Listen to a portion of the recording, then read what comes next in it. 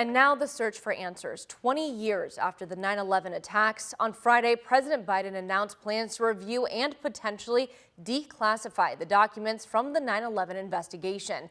That decision comes after years of pressure from victims' families. One of the prime movers has been Brett Eagleson, who was 15 when he lost his father on 9/11.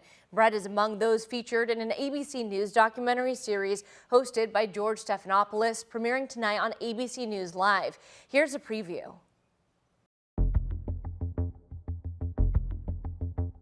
I think as time passes, it puts you in a different perspective. I was at a point in my life where I started questioning not the narrative that planes hit the World Trade Center, but how they all pulled it off. And there was no way that these 19 hijackers, with their level of education and their level of knowledge of American culture and their level of English, was able to pull off an attack so destructive and so consequential on the United States.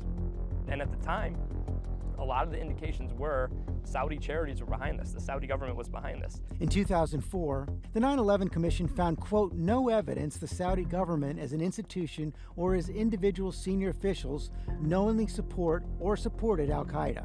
The Saudis have always relied upon the findings of the 9/11 Commission report to sort of vindicate any of their involvement. There is no Saudi government involvement or involvement by Saudi officials in the events of 9/11, so I don't know how one can be more clear than this. But it's really important for the people of this country, for the people of America, to know that the 9/11 Commission ended in 2004.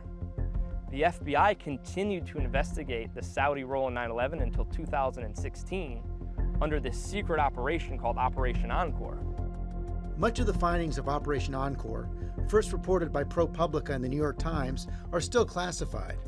The Eagleson family, along with thousands of others, joined a class action lawsuit against the Kingdom of Saudi Arabia, revealing more details about the Saudis' alleged role.